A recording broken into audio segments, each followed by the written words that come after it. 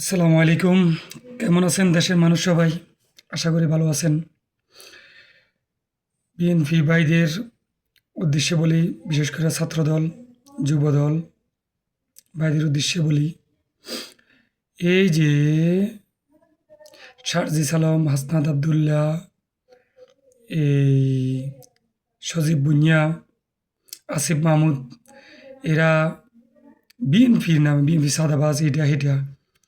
এখন আপনারা মামলা দায়ের করেন কী জন্য?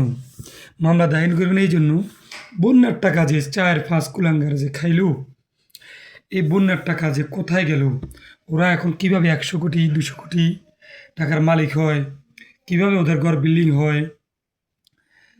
আমি ছাত্রদল ভাইদেরকে বলবো, আপনারা এটা নিয়ে হাইকোর্টে মামলা করেন, সুপ্রিম কোর্টে হাইকোর্টে মামলা করেন আইনের মাধ্যমে তাদেরকে। কিন্তু তাদেরকে এভাবে কিছু করা, এটা ভালো দেখা যাবে না। জনগণ আপনাদের বিপক্ষে চলে যাবে। আইনের মাধ্যমে যা করার করতে হবে। দুর্নীতি দমন কমিশন, দুর্নীতি দমন কমিশন দিয়ে তাদেরকে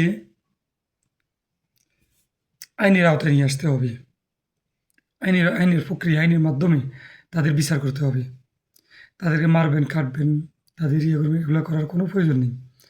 বিএনপি ভাইদের আবারও বলতেছি, আপনারা এমন কোনো কিছু করবেন না যেন জাতীয়তাবাদের সুনাম নষ্ট হয়।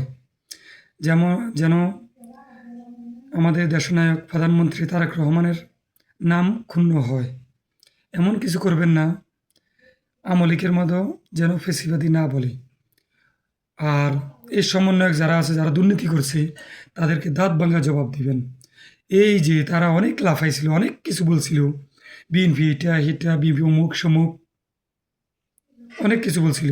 তারা মনে হয়েছিল কি বিএনপিকে কোণঠাসা করে রাখবে, এবং কি সাদিক কায়েম যেভাবে অবৈধভাবে পিছনের দরজা দিয়ে বিপি হয়েছে, জামাত চাইছিল এভাবে তারা কি ক্ষমতায় আসবে।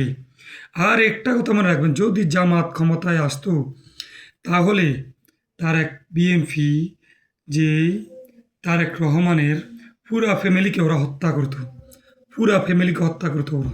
সেটা কি মাথায় আছে আপনাদের? সেই ইয়ে নিয়ে আপনারা সামনের দিকে এগিয়ে যাবেন। আর জামাতকে কোনো ছাড় দেওয়া হবে না। এই যে এনসিপি নামক যে দলটা, যে চাঁদাবাজি দলটা, যে মববাজি দলটা, তাদেরকে কোনো ছাড় দেওয়া হবে না। ওকে, ভালো থাকেন, সুস্থ থাকেন। আসসালামু আলাইকুম। শুভকামনা রইল।